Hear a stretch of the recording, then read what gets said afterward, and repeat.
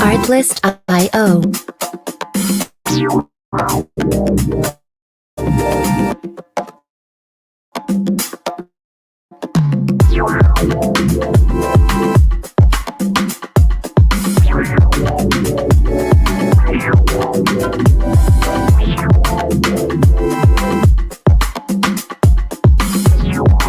Music licensing reimagined.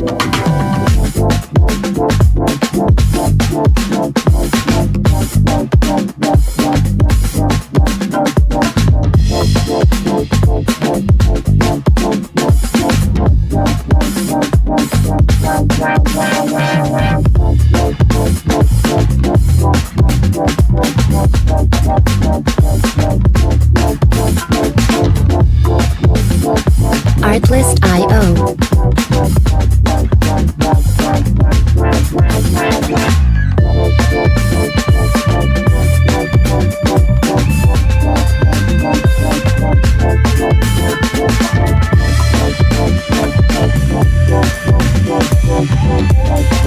Music licensing reimagined.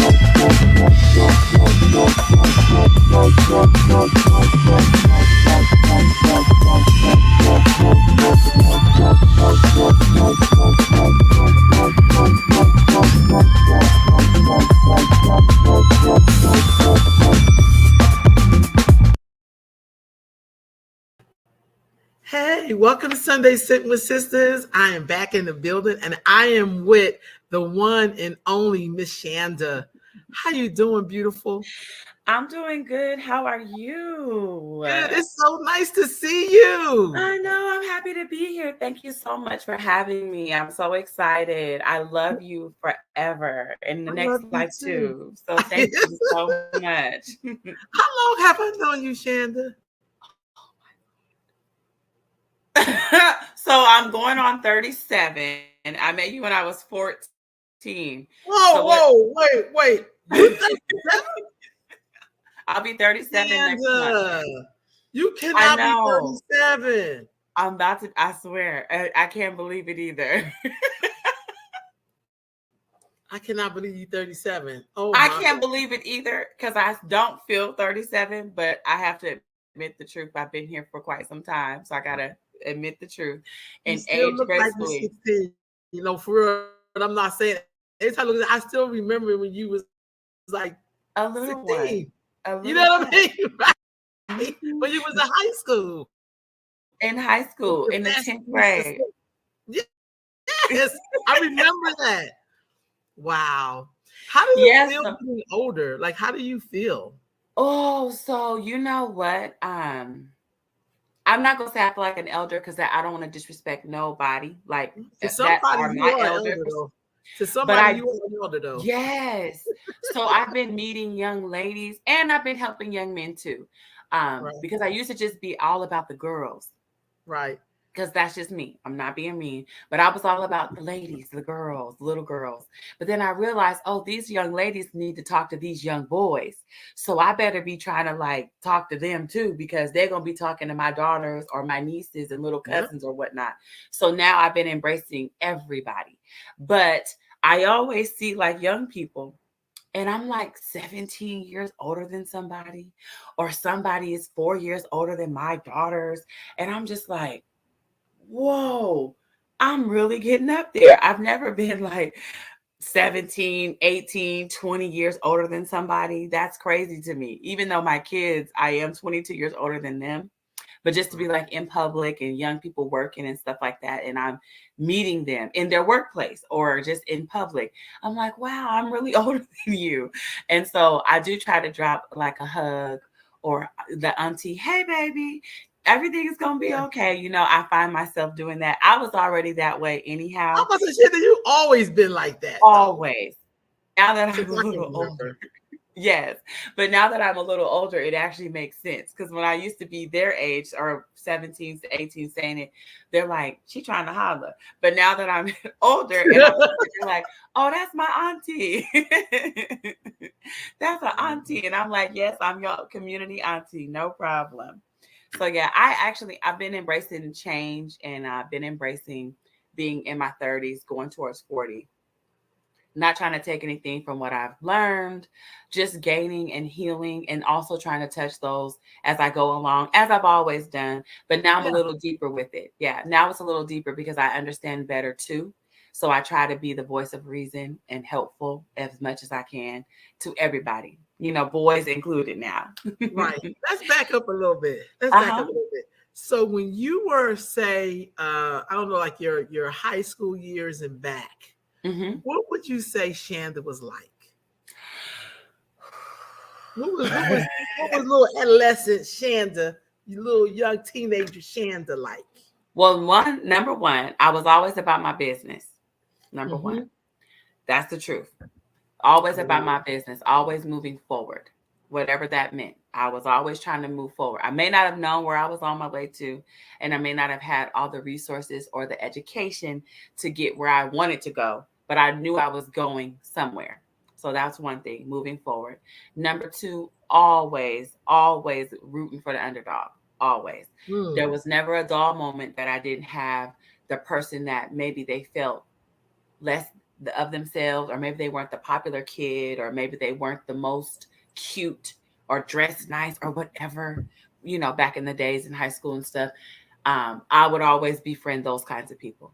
mm, Always. I always would like make it my business to go talk to the girl who's in the corner who was no one talking to help the young man in my math class or English class that nobody was like talking to. I made it my business. mm, Hey, how you doing? How are you? My mom always told me to humanize people. mm. Everybody's a human. We all deserve love. We all deserve a human touch. So I would always try to do that. I That's would it. always try to be the person to be there for somebody. Number three, sis would pop off. So don't try it. I wasn't known for fighting at school, but don't try me. Like, please don't. Like, do not try me and my crew. I won't name the girls because I'll leave them out. But my crew, it was a few of us. Leave us alone. Do not play with us. Don't try us. Don't do it. Don't look at us. Don't take our money. Don't cut us in the lunch line. None of that. Because as much as I was sweet, I was strong and I could fight. So look There you at go. little me. Oh Look my at little God. Shanda. Look at Oh my God. That little girl right there. Jesus, give her the strength. That little baby. I loved butterflies and horses. Right there in that photo, I was at a family reunion. That was in 99, right before I Wow. started my high school in at Johnson. This was the summer. I had came over there to see my family in August. And that summer, I never went back to LA that summer. That Ah, summer started my career in my history in Sacramento, California. wow. Um, yeah, so that day right there, I was with my cousins. We were at that Fremont, the park right there by the Sacramento Zoo and all that. That's where we were at. Oh, yeah, Yeah, right on Somerville. Freeport. We were Mm-hmm. right there, and I had a ring on every finger. I had 37 bracelets on this hand and a watch, and I had 14 on this hand. Why, I don't know. I just was always big into numbers, and so I would always wear even numbers Mm-hmm. on my bracelets. And then one lady told me, if you keep them even, then you don't have room for more. So you have to keep it odd so you can always add one. So then I started wearing 36 and 13 on my Wow. wrist. Yeah. And then the picture to the right, that was my complete first year of being in Dallas. So that year, the girls and I had went through some triumphs, but that was the year that I had started getting things together. We had a place.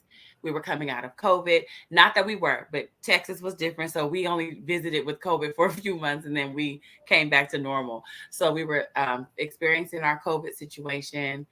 And I was just embracing my change right there. And I was happy. And I think I was actually headed back to the kids' school to drop off some donations of food that they needed for their volleyball team to sell on that photo right there. So if the math is right, I'm 14 on the left and I am 36 on the right. Well, excuse me, 35 on the right. Because I hadn't had my 36th birthday yet. Yep. Because Now, that now, was now, Shanda, when you was, what was your high school years like? Like, what was so that like? okay. Not without crying, because I don't want anybody to feel sad. I'm not here to be sad. But my high school wasn't a very in the beginning, it didn't start off on the right foot. That's why I ended up meeting you. And that's not negative, because meeting you No, was right. the best thing in my life. But that, like I said, that 14-year-old summer, I moved to Sacramento. My mom had become sick, and I didn't know all the details at that time. So when I moved from Los Angeles to Sacramento, it wasn't because I wanted to, by no Mm. means. It was truly by force. It was truly by force. I did not, I hated Sacramento. I probably still do a little bit, but I didn't, I did not, I was rebelling. Okay. I was like, heck to the no, I don't want to live in Sacramento. What are you talking about? I'm an LA kid. I don't do Sacramento.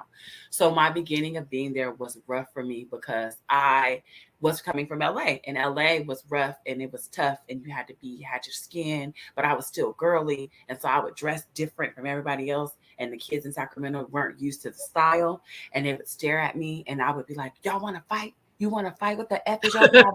Ready to fight.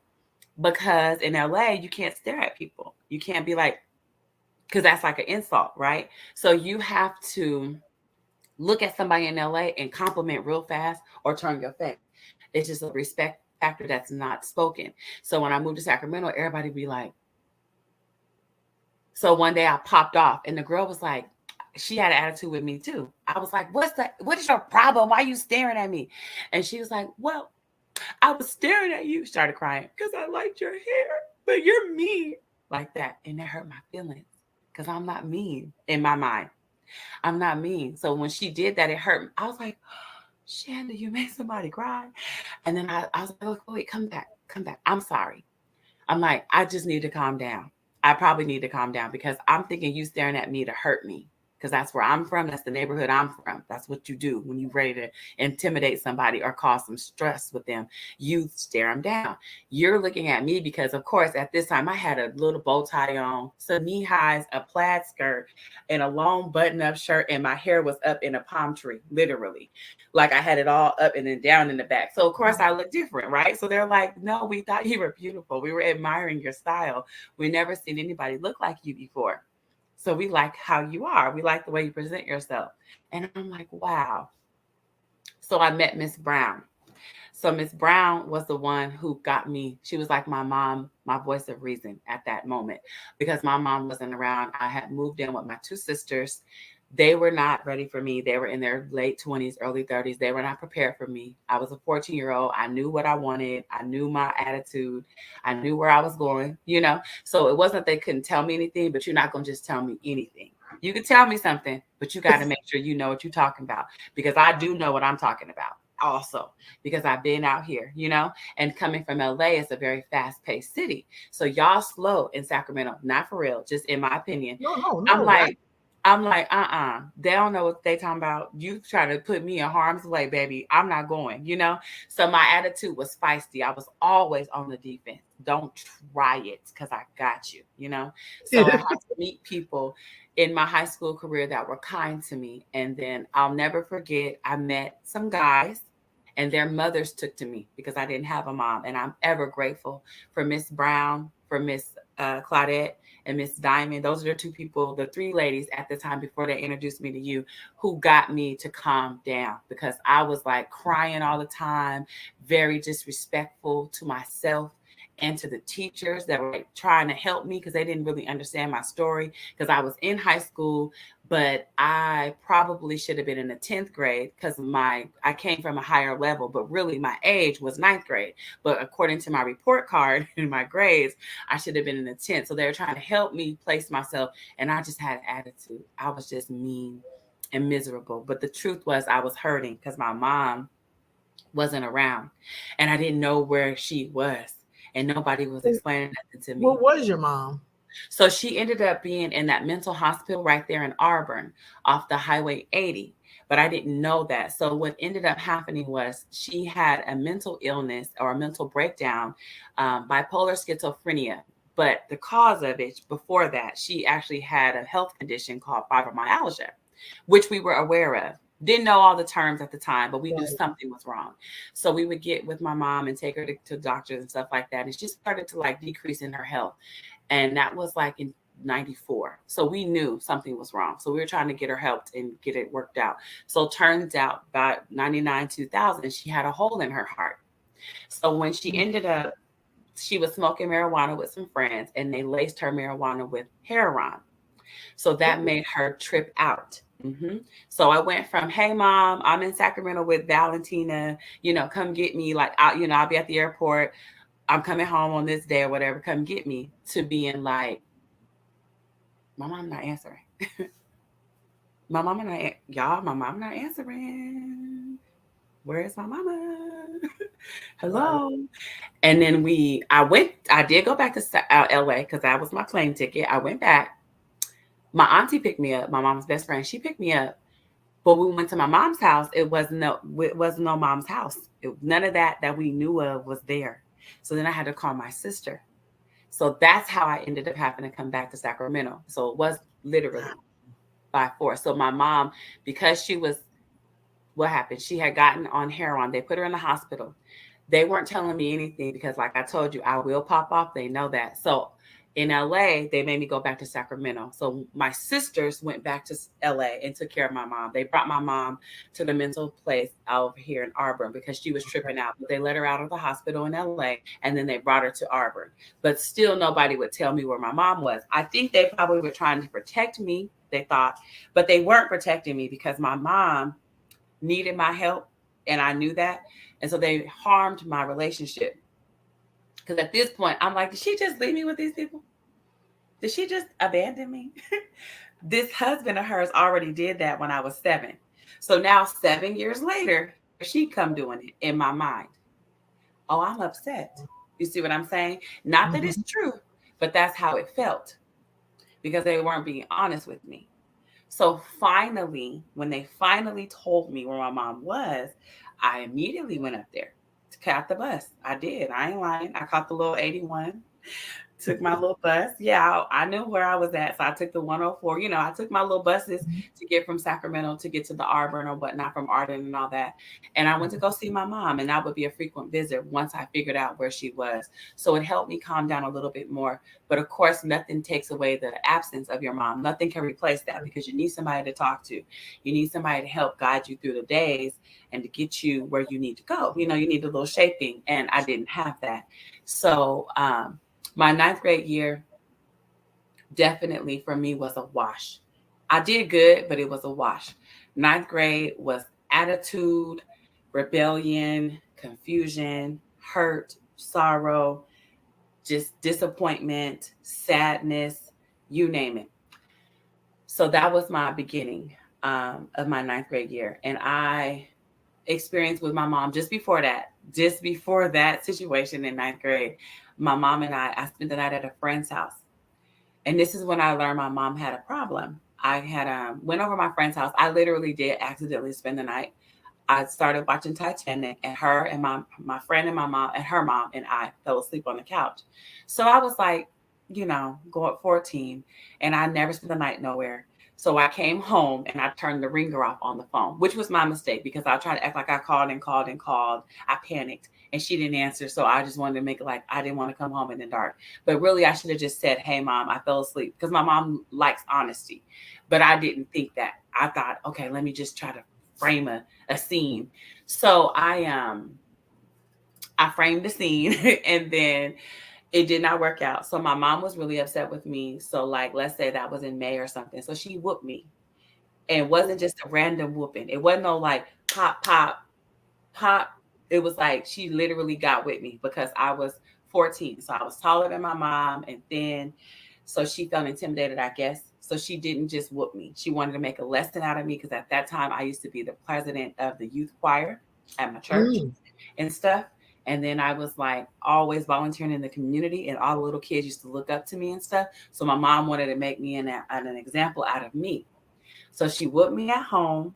Then we got to church on Sunday and she whooped me again for real at church. And then After that, they took me to Skid Row and wanted me to just kind of experience how Skid Row was and just kind of like see, like, if you keep going down the wrong path, this is something that might happen to you. So that was a very scary experience. That happened in May, and then turn around in August, I ended up having to go to Sacramento. So ninth grade, like I said, was a very emotional time for me, very traumatic experiences for me personally. And then I tried to like deal and cope, but the situations just seemed to keep getting worse. They didn't seem to get better until I went to the 10th grade. So like my ninth grade summer, things started to look a little better. But that first ninth grade year was bad. 99 to the early 2000 till about September 2000 was just terrible for me.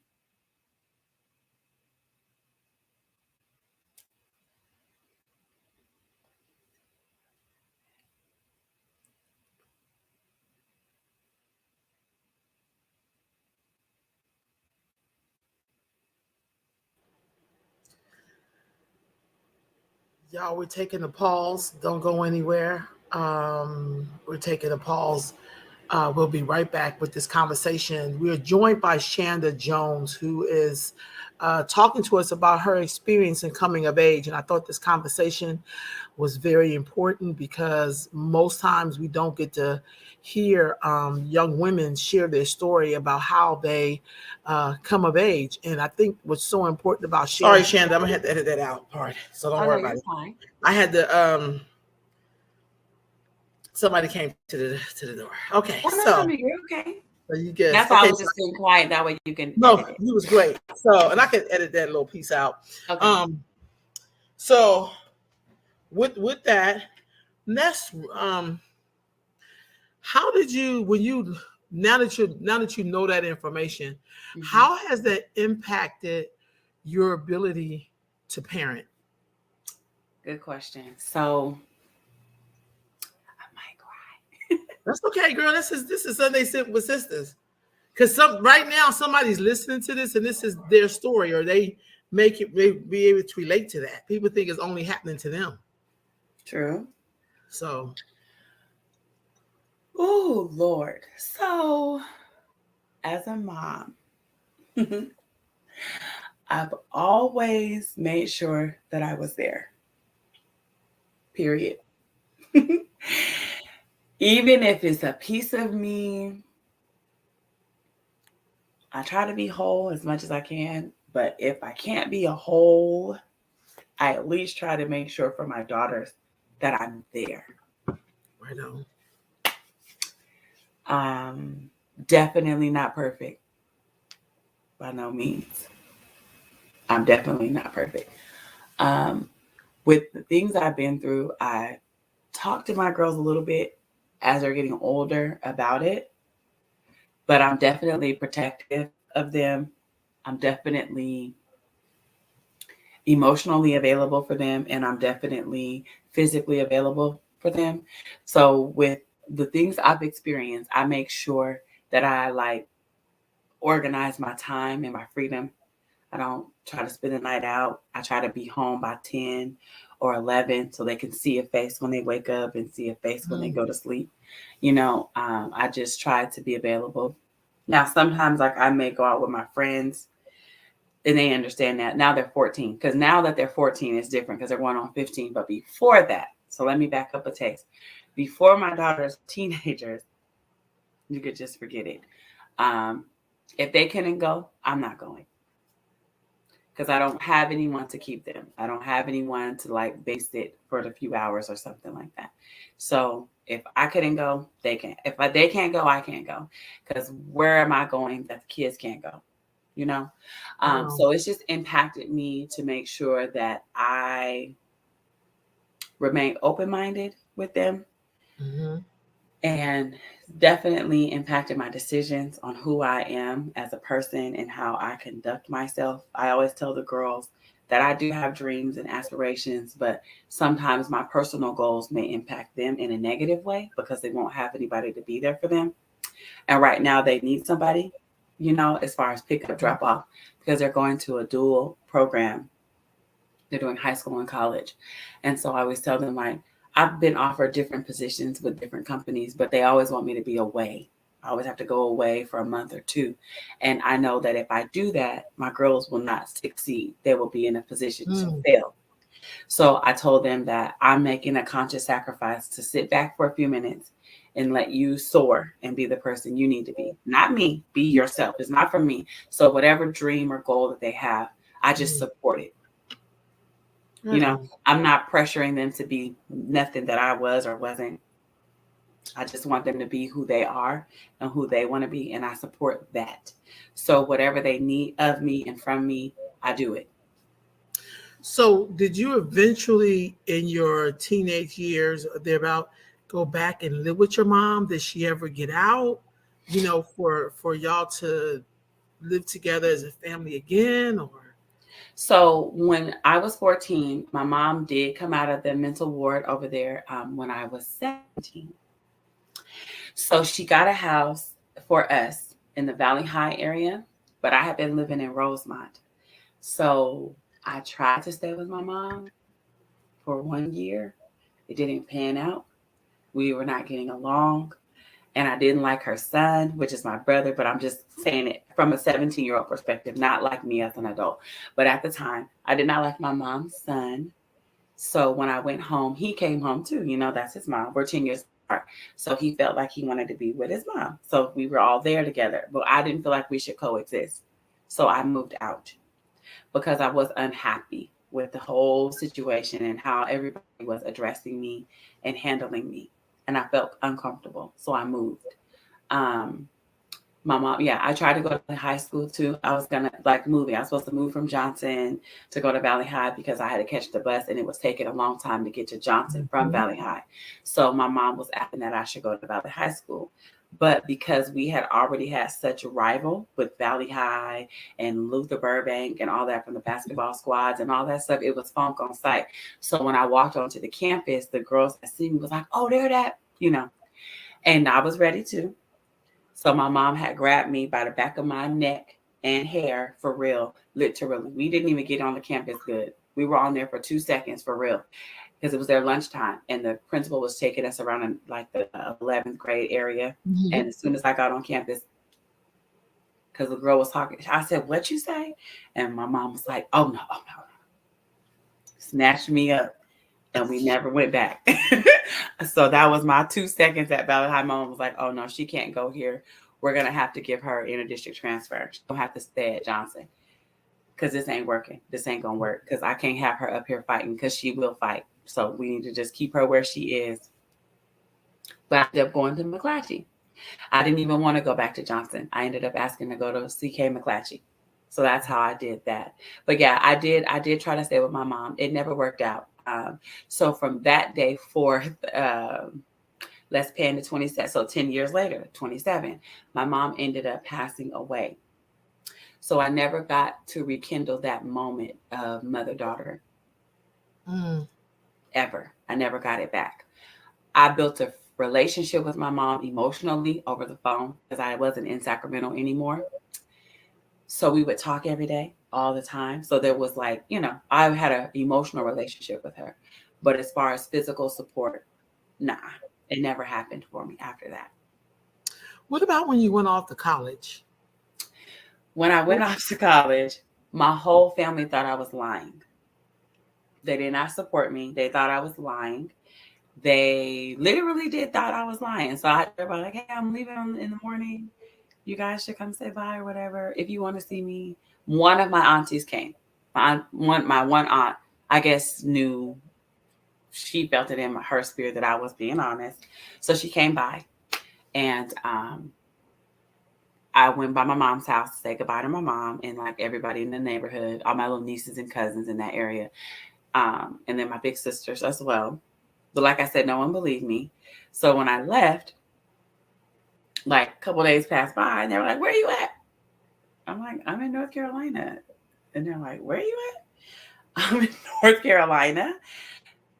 "What you doing in North Carolina?" I'm like, "I'm at Bennett on campus." So even that was an experience because everybody's mom and family were there helping them pack and helping them load and unload and move in and shopping. And there I was, a little 19-year-old girl by herself from California. I drove my little Mustang all the way from Sacramento to North Carolina by myself. So that was an experience um, for everybody when I got there. They were like, "You drove this car by yourself?" Some of the moms were crying. "You okay?" I'm like, "Yeah, I love to drive." And they're like, "Baby, come here. You're not okay." And I'm like, "No, I'm fine." But I wasn't okay. But I didn't know I wasn't okay because at that time, all I always knew was survive. I didn't know to embrace living or whatever the enjoyment may be. I didn't know what that was. I just knew that I had to survive and I had to be up and in the mind state to do such. So I guess I didn't give myself a chance to cry or to feel or to deal. I just knew you got to keep going. So that's what I did. Um, but moving forward, going back, but moving forward, um, I always knew something was wrong, just never knew what. So I always have talked to you and other people that I felt safe with and expressed complete whatever I'm going through. And then you all would give the proper guidance or the tools that I needed, and then I would be able to move forward. So I never not thought I didn't need therapy. I just didn't know what I was going to go to therapy for, if that made sense. I didn't know No, it like makes what total topic. sense. Yeah, some people are like, "Oh, well, I had drug abuse," and then you could go for drug abuse. Yeah. But That's that simple wasn't right my there. thing. I'm not Yeah, saying like that, but it's kind of simple because it's like an obvious issue. But yeah. I think the most difficult issue is the ones you really can't see and that we normalize Mm-hmm. trauma. Mm-hmm. We act like trauma is a part of culture. And it's Like, not. oh, yeah, be like, "Oh, girl, please, everybody do crazy." Look, no, boo, you're No. not supposed to be doing that. And see, and I knew that because my sister's husbands, all of my sisters at the time had white husbands or white fathers of their kid. So the white people weren't like that at all. And I'm like, something ain't right because I'm going through this here, but these white folks ain't. So this can't be, something is off. And I just didn't know what it was. But I'm like, something ain't right because when I'm with these people, this don't happen. But when I'm with these people, all this here happens. What's going on here? So I knew, like I said, I knew something was wrong. I just never That's a knew good what. I analogy. couldn't be like, "Hey, they smoking weed over here, and over here we're drinking tea." Like, I didn't know what was wrong. I just knew, Real talk. I just knew something was wrong, and I don't know what. Yeah. Because over there at the white folks' house, they teaching me how to do like etiquette and how to speak, and we're practicing our speeches and how we're going to project our voices and pronounce our words and how to be firm and give a strong handshake, right? And over here, y'all can't eat that. Y'all better put. And I'm like, wait, Yeah. wait. Grandma Sarah said we can have anything we want in this house, and you gonna tell me that I can't have the little stupid brownies, little Debbie's? Are you kidding me?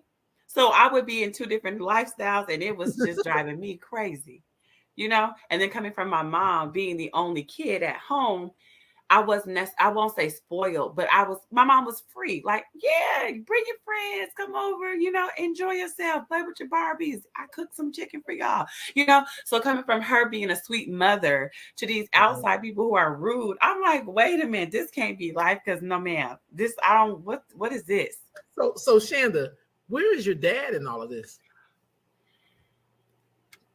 Now listen here. No, really, that's really no, because I beat him up. Let me play some. Jesus, give me the strength. My father, okay. I'm gonna be the nicest I can be. My father, I don't know if it's true or if it's a lie, but my father was on drugs.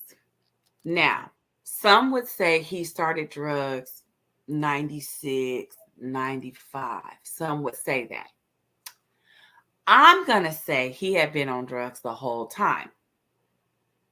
That's what I'm going to say as his child. I'm going to say that he'd been on drugs all of the time my mom knew him.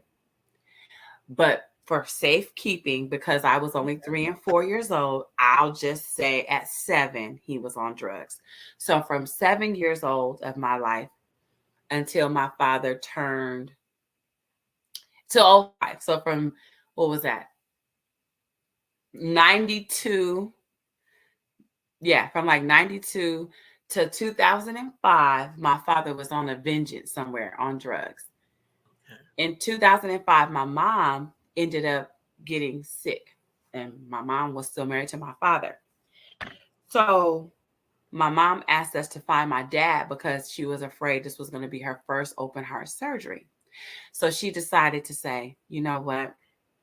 Let's find your dad in case something happened to me. I want him to know and you to be okay. Okay, cool. So we looked for my father. This guy told his woman to send my mom an obituary. What? He faked his death. He had the lady, when we called him, he told the lady to tell us that he was dead. I'm serious. And they sent my mom an obituary. My mom got the mail because when we talked to the lady, my mom was like, ma'am, I'm not trying to cause no trouble. I'm just looking for Kevin. She didn't even say her husband. She just said, I'm looking for Kevin. Girl, the lady was like, oh, Kevin is dead. He died a year ago, blah, blah, blah. My mom was like, Kevin did not die. If he died, I would have known it. The lady was like, no, he did. I'll send you the obituary. Literally, they cooked up a whole obituary, sent it to my mom. So when my mom opened the mail, she's like, Shanda, look at this. And I'm like, She's like, Kevin ain't dead. She's like, that man ain't dead because if he was, I would have felt it. That's what my mama said. She said, if that man was dead, I would know in my soul that man is not dead. Now hold on to your thoughts because that's in 2005. Period. Oh, God. Life goes on. My mom passes away in 2013. Remember, I told you that's her husband. So my mom was a nurse growing up. She was always in the nursing field. At this time, she used to work at UC Davis as the head charge trauma nurse at the trauma center in UC Davis Medical Center. So they would give them a living stipend and a pension also. So they have their money to live because they came from Reno. So my mom had the pension for living because we moved from Reno to Sacramento for her to be a to be a nurse, to be their head nurse. So they gave her 2 paychecks, one for her hours that she worked and then one of a living stipend. So as my mom got older, she retired, but they kept the living stipend going and they gave it to your surviving spouse. And she also worked at UC at a St. Mary's hospital in Reno. So they would give her a stipend there too. So mom was getting about $7,000 a month. And now she's gone. Cost of living has gone up. So has the money. So my father decided, somebody from St. Mary's called my dad because they wanted to talk to him and they wanted to make sure they wanted to find him because now it's buku. It's a buku amount of money because it's been almost going on 9 to 10 years. So they want to pay whoever they can pay this money. So they find my father, who's not dead. Oh, wow. At all. So he comes to Reno. We have family there. He goes to my auntie's house. My auntie tells him where all of us are because she's my great aunt. She's my mom's dad's sister. So he goes over there. He sees them. She knows everything about us. She tells him where we are. I'm at AT&T in Sacramento. I open up my back door from the auditor station. I'm looking at my dad. What? I almost passed out. My dad didn't know I worked at that AT&T. He came there because it was the closest thing to Reno, and he was trying to get a cell phone. So when I came outside, no lie, no one knew. I didn't even know he was my dad. So when I came from the back room, I came from the auditor side because at that time I was an auditor. So everybody who wants to get a phone, they have to go through me. So I had the key to open up the phone. So I was giving one of the sales reps a phone to give to my dad, but not knowing it was my dad. So I opened up the door to go out and I freeze. And I ran in the back. I told the other girl, I said, you got to go help them. I'm tripping. That's what I told her. I was like, I am tripping. I need a moment. So they help him. And I grab the guy, I go, who's that guy right there that you're helping? And the guy goes, yeah, it's some guy named Kevin Stewart. I was like, okay, I'm not tripping. That's really my dad. And I told them, I go, that's my dad, you guys. I go, my dad. And they went, you told us your dad was dead. I said, I know. But my mama told me that she felt that he wasn't dead. She said that, y'all. My mama said that. So I'm like, oh my God, my mom knew, bro. Like she freaking knew. What am I gonna do, y'all? And they're like, well, we can't close the cell until you can close it out or whatever. And so you have to help anyway. But like just hold your composure. So I tried to embrace my dad with open arms. Because I'm like, okay, fine. I know you was on drugs. I knew that part. I Did knew you tell him it was you? he didn't know. But when I came out, I walked up to him and I was like, hey, Kevin. And he was like, I was like, it's Shanda. And he's like, and I'm like, yeah, what are you doing here? He's like, well, I was just getting a phone. And I'm like, yeah, but why you at my store getting a phone? And what he said matched up because he's like, well, I just came down from Reno, and this is the first AT&T, and it is the first AT&T because Verizon is up in the Auburn area on Highway 80, but AT&T is on Madison and Greenback. Right. So he was telling the truth. Okay, because we do prepaid phones at AT&T. Verizon did not. At that time, you had to be like all in their little network or whatever. Right. But AT&T will allow you to bring any phone in and you can get a SIM card for it, and you just paid a little monthly fee, and no one else was doing that at that time. So he was telling the truth. So I spared him, and he's like, well, how you been? I'm like, I don't know how I've been, because where have you been? And then So you haven't seen him since how many years when you seen him? 7 years old. And at that time, I was 33. So 27 years had went by. Wow. So first, I was happy to see him. No, I wasn't happy at first on site. I was dismayed. Number 2, I tried to be forgiving. Like my mom would say. My mom would be always like, forgive folks. So I tried to forgive him. And then at that time, I was dating a guy. So the guy that I was dating was like, okay, you know what? Well, let me talk to your dad.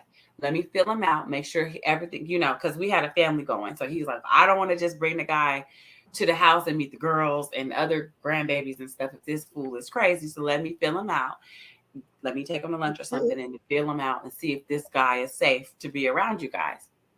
So my dad didn't take long to tell us the point of why he was looking for us. The purpose of him visiting was because he wanted information about my mom so that he could get her money. But there's only one person, which is me, who has the answers. Even my siblings don't. And I'm not going to give it to nobody. When I ask my dad, I say, hey, what's your intent with the money from my mom? He goes, oh, well, I'm gonna open up an apartment complex because, like I told you, it's a buku of money. He said, oh, I'm going back to Philly. No disrespect. I'm going back to Philly to open up an apartment complex. I said, oh, that's cute. I said, so who you gonna let oversee it? You gonna let some of the proceeds come, not even me, to the grandbabies or something? The great grandbabies, like give them a little coin of each, each of them a little savings account. The money could come in for them. They could disperse it how they need to when they get older. And he's like, no, I'm not doing that. I have my own niece and nephew to take care of. I said, okay, Kevin, you're done here. You're done. Because over my dead body, I go, you were not there for my mom at no point. I'm not even going to talk about me because my whole life could have panned out differently if only you would have taken me back to your family's house, or if you would have just been there. Hell, you could have been on crack, but you could have also overseen that these people don't treat me bad. So you just neglected the whole situation. You negated being a father, a grandfather, all of the roles that you had to play. Wow. I'm not happy with you, but I'm not dealing with you on my own strength. I'm going to deal with you as if my mom was here, because my mama would have probably beat me had I been disrespectful. She would have popped me in the mouth or something. No matter how old you are, your mama can hit you and it hurt. So I was always trying to be respectful of my mom because she was gone. But it was very difficult for me. And my dad decided that he was just going to come in like nothing was wrong. So in his mind, he told us that he had been clean for 20 years. Mind you, I told you that I was 7. So you've been clean for 20 years. So that means for 7 of those 20 years, you were on drugs, but you cleaned up for 20 years. So why you didn't come back to find us? Because had he come back, that would have been that year that I was turning 14 that I needed him. That would have been that year. Like Wow. I told you, I'm big on numbers. So when he said the numbers, I said, oh yeah, that's that 14. That year I was going through hell. I know God told you something. You were supposed to have came back. You were supposed to be the one to come back to help me when my mom got sick. You were supposed to be there for me because you were okay. You took 7 years of time to get yourself together. Now she needs help, and now you're nowhere to be found. And you think I'm supposed to be happy with you. I don't, Wow. yeah, I don't hold on to anger or hatred in my heart because I realize people cannot give you what they don't have. I learned that, but it's true. Also, number two, sometimes when the person is not there, it's the better for you because what they would have given you would have been far much more worse than what you experienced. So God's grace and the universe, grace and mercy saved you. Do you think not having your father in your life as a guiding force, like part of Mm-hmm. guiding you, Mm-hmm. did that impact your choice in men or who So you know? possibly because the guys that I did talk to, besides one guy, which is the twins' dad, that's a whole different conversation. But the other people after that, I would say yes, because the the time that I had a father in my life, my dad and my uncles, they were good to me. So I always understood that men are supposed to be providing and protecting you. I always understood that men are supposed to lead and guide and be the head of the household. I always understood that part. So it didn't stop me from meeting good people because I did. But it did stop me from making good sound choice because imagine that you're a 7-year-old kid and you're trusting these men who are now gone. They disappeared out of the thin earth. So now why? Why? If I'm so good and I'm so great and I'm so grand, why is it easy for you to leave?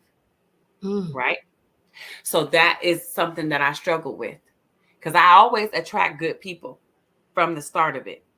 But then you can only pretend to be great for so long until your true colors come out, that's real talk. period. And that's the same thing with my father. You pretended to act as if you could handle the role and the responsibility of being a man. And maybe it was too much for you to bargain upon. So I tend to meet people like that. They look at Mm, the beauty and glory. Mhm. I'm going to say it again because I said a word. They look at the outside beauty and the glory, but the embarkment of me as a person, as a whole, is too much for you to handle. mm. I get that. Period. Even with my father, because I'm not easily manipulated. I'm not easily controlled. I do know how to be submissive to whoever I need to be submissive with and to, because it's submissive. That word is not a boy and a girl situation. That is a Mhm. give and a take to people who you feel superior of you or who you want to not be superior to.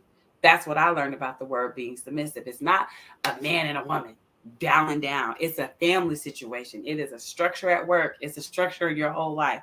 You submit to who you feel comfortable submitting to, period. And I don't submit easily. I'm not easily just like to form and fold with whomever. And so when my dad, even as me as a child, he realized that. I think my dad felt, oh, this is too much. This is more than I can handle.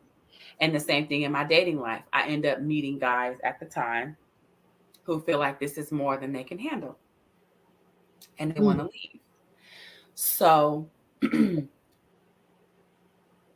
recently, not even recently, a few years ago, when I would meet a guy and he felt like he was good to me or whatever, and then it was too much for him, I would allow them to leave. I wouldn't even fight for them to stay. I would like go ahead and leave.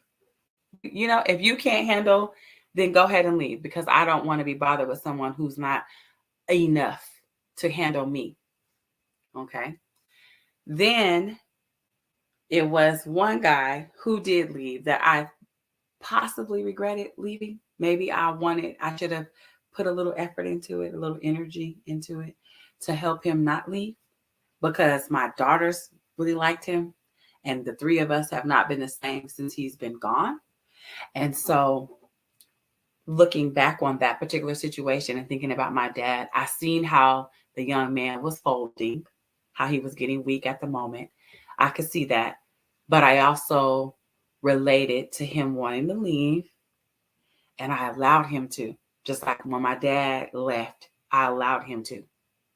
I didn't fight. I didn't say anything. I didn't stick up for myself. I Mhm. didn't tell my opinion of how I felt about the matter. I just let the person go.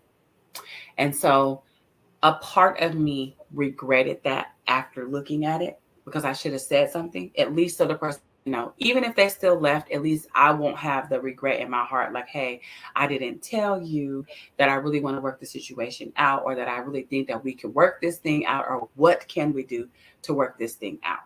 I've always been, because of my experience with my dad, I always let men leave. If they want to leave, let them leave. Mm. You know what I'm saying? That was not a top behavior from my mom or anybody, because my mom and my aunties would have fought for whatever they felt was right with a man. But me, I'm like, nah, let him go. He don't want to be here. Let his ass go. And that's not, yeah, and that's the truth. Let his ass, listen, Lord, don't hit him in the ass on the way out the door. I help you pack. You want to leave? Leave. You know what I'm saying? And Right. so, listen. So that obviously was just a defense mechanism.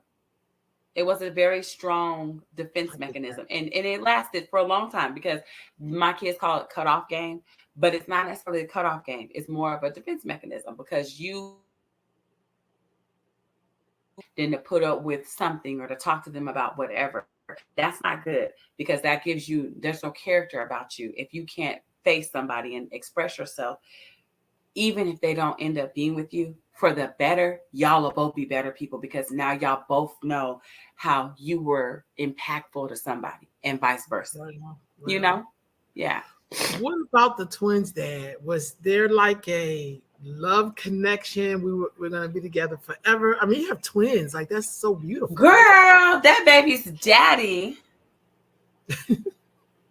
Okay. The twins' father was my best friend. For real. Like, best friend in the world. For real. He was my best friend. Literally. That was my dude. Okay? Literally. My boy. Ace Boom Coon. We were 14, high school, whole best friends the whole time. We started to date, and we shouldn't have. We shouldn't have. Because the chemistry was so strong between us as friends that we should have just left it there. Mm. Because he wanted to control me. And I didn't understand the control that he wanted to have over me, because he's not very verbal at all. Now, that sounds crazy, right? He talks. He does talk. He interacts. He's fun. He's a good guy. But he has some deep rooted emotional trauma that none of us will ever understand, because we were not ever lived in his predicament. He went through the refugee camp, wars, starvation, just all kind of things from in Africa at a time where his little area was being taken over by another group of people. So that right there was something I never knew, and something I never talked to him about, and something that I could never explain or understand. Mm. So when time goes on, as he and I were involved, issues between us are older. Now we have grown people problems. We got to pay our bills. We got to do this. We got to go be responsible. We still got to help his parents. We got to help his mom, because his family is West African and his mother was back home with his sisters. So we would have to send them money. And then he had little brothers that lived in Sacramento. So we had to take care of them too. We had to listen to his mom and dad, but we're old. We're not little kids. We're 19, 20, 18, 19, 20 years old. So he wasn't receiving the submissive behaviors that had to come with him growing up. He didn't like it. He didn't like the empowerment over him. He didn't want to be told what to do or have a structure. So we lost it. And he's a fire sign. I'm half fire sign. So we just never got back together. It never worked out. Once I became pregnant, because I was pregnant before, but that's an untold story, but I'll say it. I was pregnant before, and he was actually excited about being a father. And I was not excited about being a mother. So I terminated the pregnancy, which devastated him. So that caused a problem between the two of us. As people say, it's my kid, and the dad said, well, it's my kid too. But I'm gonna say this: no one has to agree, but this is my own belief. That's right. As a mother, a woman, if you have a child that you do not want to have, you're not going to give that kid the best of you. You're not Mm. going to be so happy to change a diaper, give your last food, give your last breast pump, and move you. You're not going to want to, because it's something you don't want. So you're going to be like, dealing with the baby half-assed. I didn't want that for my kid. I didn't want that for my kid. I didn't. So everyone had an opinion around us as our family because they knew. It wasn't a secret. Everyone knew. Everyone knew what I did. I never lied. I'm not a liar. I always tell the truth. Yeah. Some people may not speak of it. I will, but it happened, and I was very clear about the reason that I did that, because it's not up to the father to be there. The mom is the one got to push you out, got to carry you, got to feed you, got to Mhm. nurture you, all of those things. The dad gets to go home when he wants to, or go to bed or roll over, whatever, depending on the man. Some men are very providing, and they're there all the time and they care. But for the majority of the men I've met, known in my little personal life, they leave the responsibility to the mom. They just provide the finances and they're out. And I know that raising a kid is very physical and very emotional. And at Mhm. that very 20-year-old moment, I wasn't prepared. That's just the facts. I That's wasn't very ready. mature. That's Yeah. very mature of you to do that. To Yeah. think about all Because the baby would have been in a very bad predicament. Because when I even was pregnant, now this is cold, but I'm going to tell us the truth. I didn't even want to eat because I didn't want to feed the baby. So I knew something was wrong with me. Because who's starving themselves to starve a baby? What energy is that? Honestly, that. what is that? What? I've never went hungry in my life. So to starve myself, to starve the baby, Yeah. Hmm. something wrong with you, girl? No, baby, not you. So something wrong with you. So it's like, again, the situation, you don't know what, because you can't call it, but Right. something's wrong. I knew that. So that was that. 2 years later, I always say the Lord returned the kid that I lost the first time because I got pregnant again. The conception on that particular pregnancy wasn't something that I desired that day, but it happened and I just let it be. But he and I were not in a good space. We were like rocky. And I did not want to move forward with him. I wanted to be done. I wanted our relationship to be over, which was the reason of us meeting in the first place. But he wasn't going to just take no for an answer. He didn't want that because we had something that we were building upon. So he wanted to move forward. So he will say that I broke his heart because I wanted to leave him. And I own that because I did. I won't say I broke his heart because I didn't know I broke his heart, but I will say that I did want to end the relationship. That definitely put a damper on our relationship because he didn't even want to be my friend anymore. He wanted all of me or none of me. But at this particular point, I'm carrying 2 children. So this is not an option because we have kids that we got to raise. But Hmm. he wasn't willing to be the bigger person and to see the future and to see what was important. So no matter of how much of a father he is not, I still have to be a mom. So I couldn't focus my energy on trying to get him to feel better or to feel as though he was going to be okay. He needed the friend in me to be there for him, like I used to be as a friend. He needed that from me. But at that time, I was a mother and I didn't want to be nobody else's friend. I needed to be a mother to my 2 children. Right So on. I guess in a perfect world, I would have realized that earlier on, and I probably would have befriended him a little better and nurtured him as though he had been used to getting from me. And the situation might be a little different for us.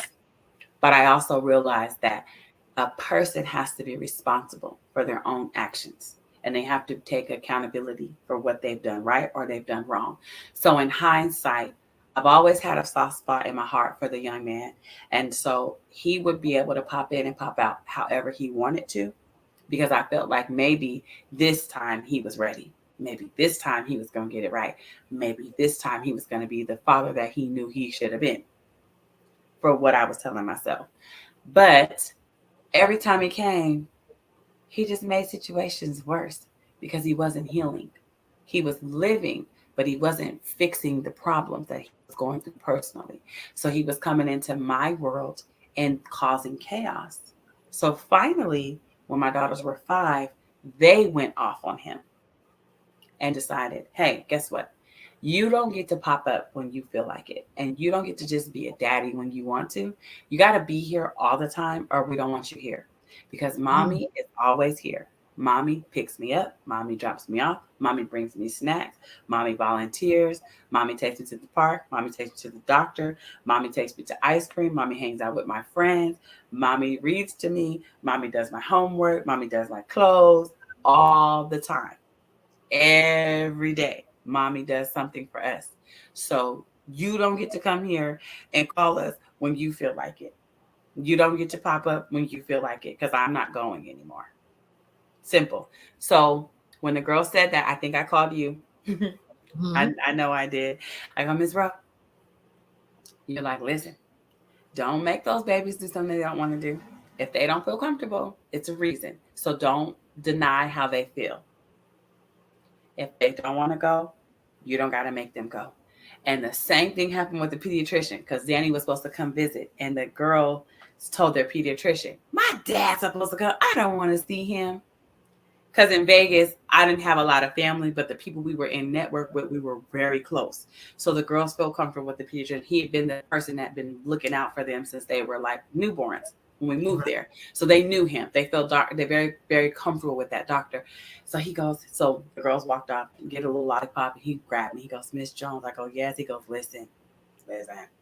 If the girls are telling me that they're uncomfortable, they must really be uncomfortable. So you're going to have to figure it out, because kids usually don't say that about their parents.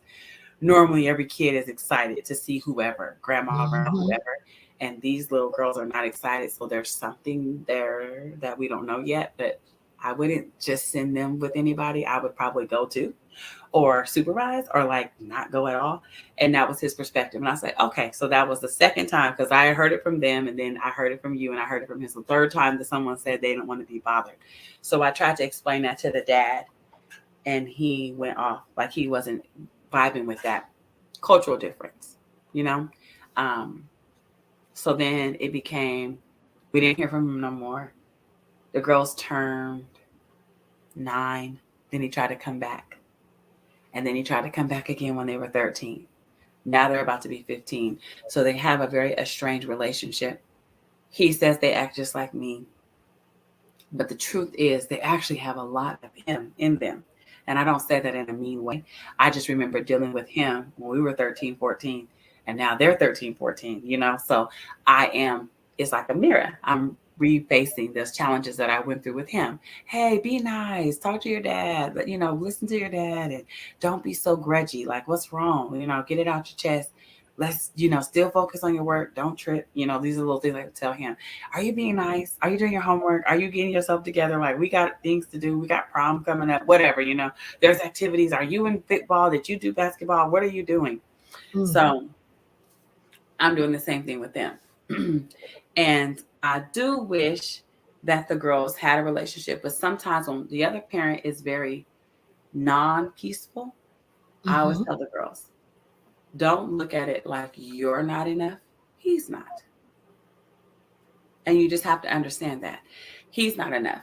And I don't want you to be in a situation where it's chaos only to have somebody to call father. Because, hold on, just because he's not here doesn't mean that you can't be great. Just because you don't have a 2-parent home doesn't mean that you can't proceed and prevail and be the best version of you. Sometimes you don't need 2 parents. Sometimes you just need one healthy parent that gets it. That's real talk. That's real talk. Shanda, what is your dreams for yourself? So My dreams for myself definitely have changed a lot, but I still want to be a businesswoman. I do see myself running companies. I wanted to, back in the day, I wanted to do like social work. I wanted to have a firm of social workers, training young people how to be social workers properly and not just in it for the money, but actually in it for the care of the kid, Mhm. and like seeing about the kid and seeing that the people that have them are doing their part. So that's still an idea. But now that I'm getting into it, I'm thinking I would like to be more of a psychiatrist or something, do more with the psych work for people with their mental emotional support. Because I see a lot of people suffering, and people tend to come to me and talk to me all the time anyway. So I feel like that may have been my calling. I didn't miss it because I still do. I still heed to my calling. I just didn't get paid for it. So now I Right. just need to get the professional documentation so that I can be paid for what I already do naturally. Right on. Okay. Yeah. So you've lived here in Sac, you Hmm. lived in LA, you Hmm. lived in Vegas, and Yep. now you're in Dallas. I am in Dallas. What city do you like the most and why? Okay. What city really works for Shanda? So it's a little twisted. See, because if it's working for me as a person, I'm going to say, let me see. That's a little twisted because, okay, with, I guess I will just say Dallas because Dallas actually works for both. Dallas works for me because it's an environment that supports single moms, or not even single moms, single people, period. They have it's programs here and things for people to outsource if they need to feel okay, to get yourself together, to get you back on your feet. And not even in a financial manner, just period, emotionally, financially, whatever it is. Also, the girls, this environment really, really does love and protect the children. So they have programs for them. And I love that. I really, really, really, really love that. They're very supportive of the family unit. A lot of people know that I am a single mom. So they didn't know at first, but they started to find out because they were like asking twins about their dad, and he wasn't there to say anything about him. So the teachers would call me, "Hey, Miss Jones, you know, I just want to tell you you're doing a good job with the girls. They're really delightful. I wish more kids act like your girls. I really love them. They're really great girls. You're doing a good job. Hats off to you." So they started like asking us, "Do you need therapy? Do you guys need clothes? Do you need food? Do you need help? Whatever, like, do you need something?" Sometimes I would say no if I didn't need it, but if I needed it, I said yes, And that was from the time the girls were in 7th grade all the way up until now. So we've been here since June of 2019. It's been a little rocky for me personally because I was having a hard time fitting in job wise over here because I am a very strong personality, but I also speak well. And so a lot of people were very intimidated because they have like a country thick accent and they don't pronunciate their words. So when I was going in for like an entry level job, the manager would be like, "Oh no, I'm not hiring her. She too professional. She gonna take my job." And I'm like, I had to explain to them, "Ma'am, I don't even want my job. So you know I ain't gonna take yours. Don't worry. I'm not here to steal jobs. I just want to do what I'm doing because I'm trying to do something within my time frame. Thank you for thinking I'm great, but I don't even want y'all schedule because you guys are here from 7 to 7. I'm just trying to come up in this thing from 8 to 4. Like I have my time frames because I have to be a mom. So I'm not even trying to be here all day. I'm just trying to get here, get my little paycheck so I can pick my babies up and drop my babies off and pick them back up when they get out of school. That's what I'm here for because this is not my finish. This is just something I need to do to get myself together. Mhm. But this ain't my stepping ground. This ain't my end of my life. This is just a moment Right. in time that I had to explain to people. I'm just doing this for a moment, my dear. Not here forever. So once we got over those hurdles with people feeling intimidated by my personality or just my presentation of who I am, now we're okay. But it was rough for me in the beginning because people were giving me a hard time. They were like, "Oh no, you trying to run the business." I'm like, "No, I'm not. I'm really not. I'm really not." I could, but I'm not. What advice would you give to, say, 14-year-old Shanda? Oh my. I would tell 14-year-old Shanda to just focus on herself. Don't worry about her family. Don't try to help them. Just be focused on you. Don't fill in the gaps of the lack of others. Just do what you have to do for yourself, because you cannot pour from an empty cup. Right on. What advice would you give 22-year-old Shanda? Well, that's when I had the girls. So 22-year-old Shanda,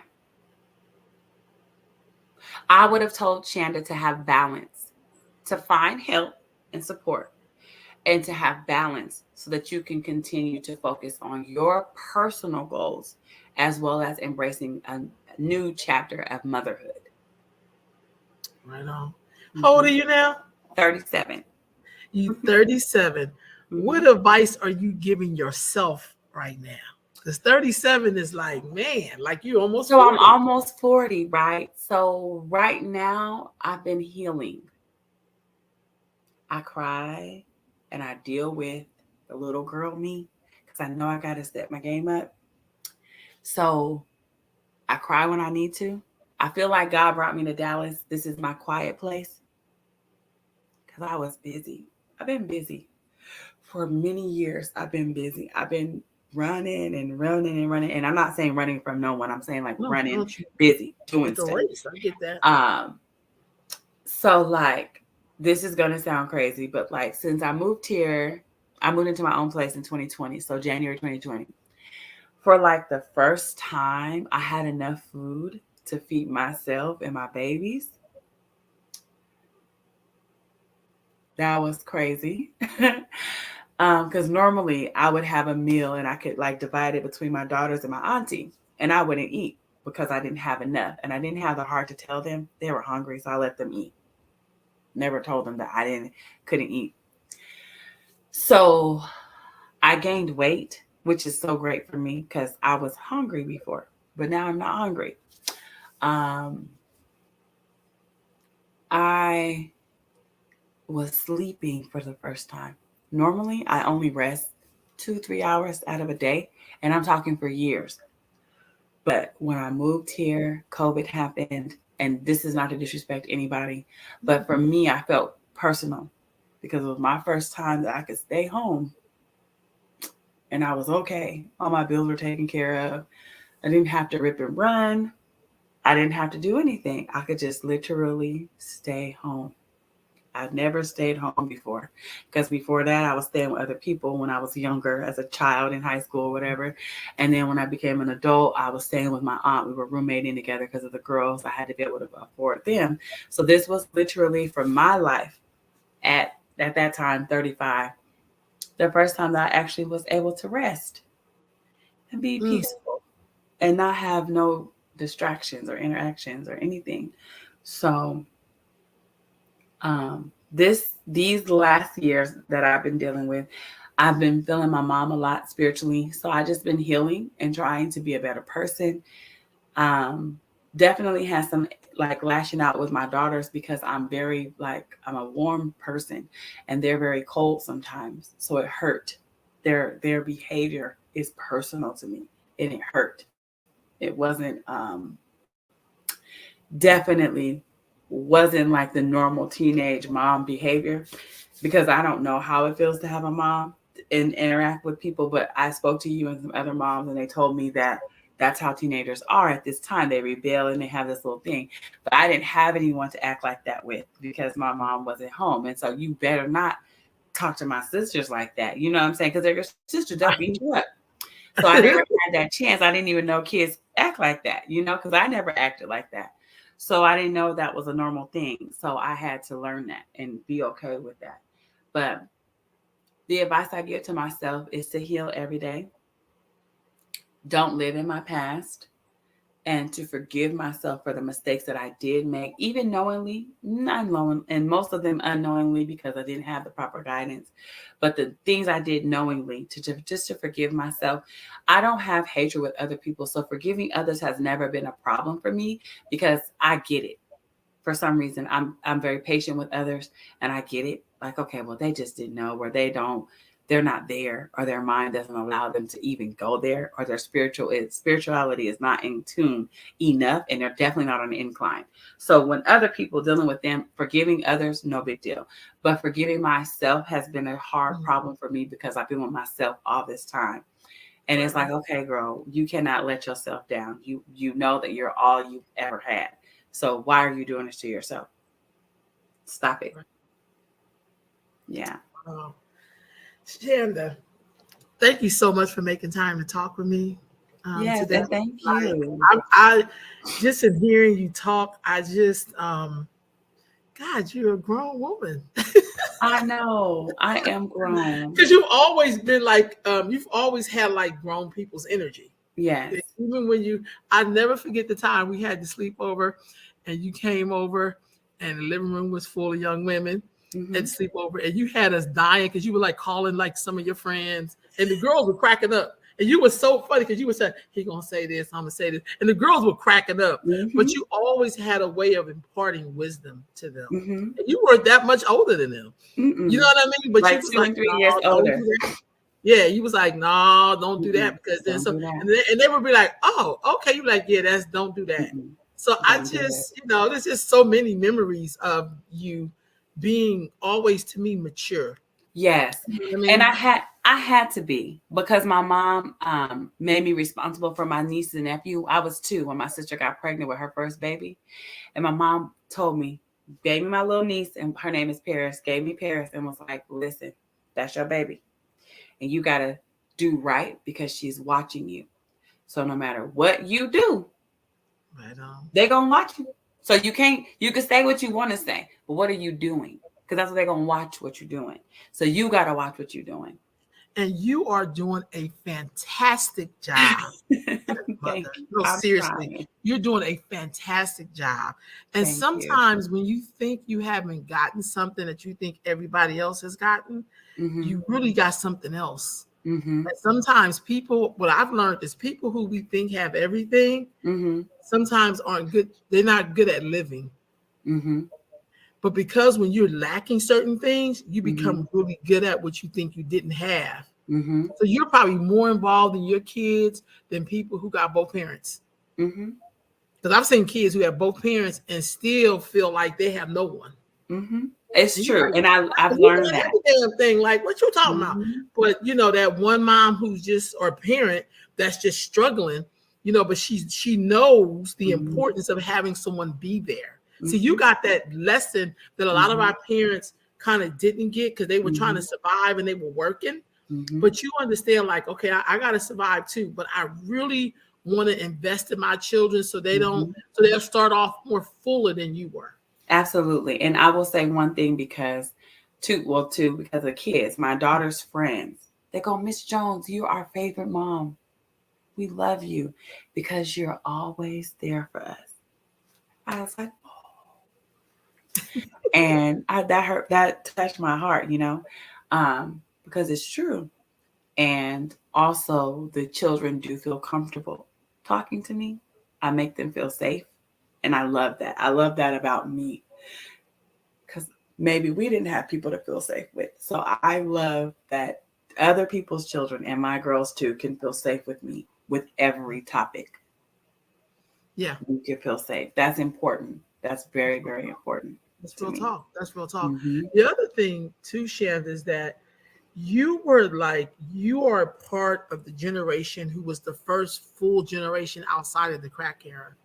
We sleep on the crack era. We act like, oh, it's just something that happened. No. That dismantled real thing. Yeah, it really dismantled. And so we were like kind of making it on like broken pieces, which is what we always do. But I'm just saying, like, you could totally see the impact.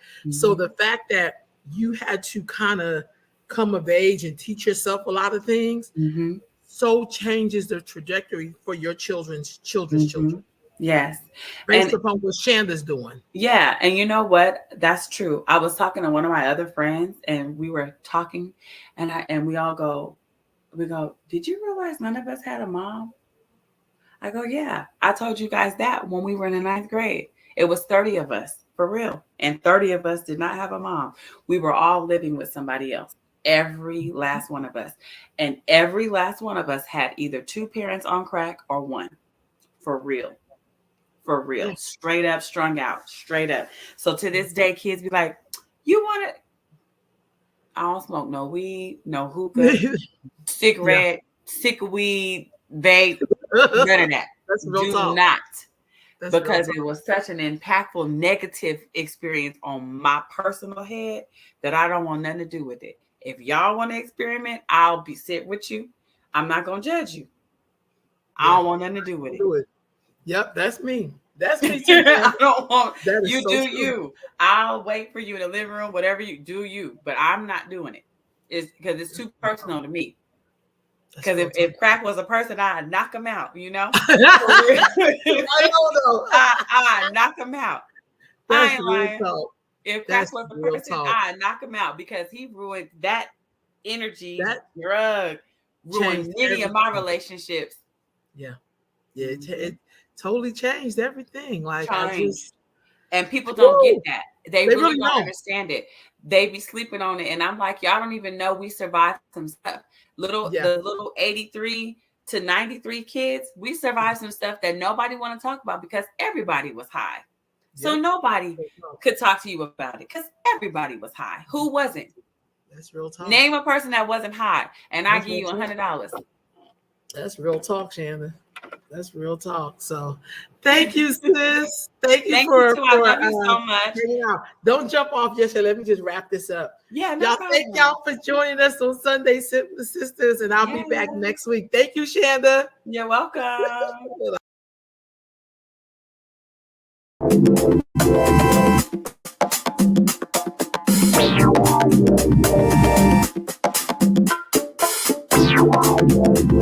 Artlist.io.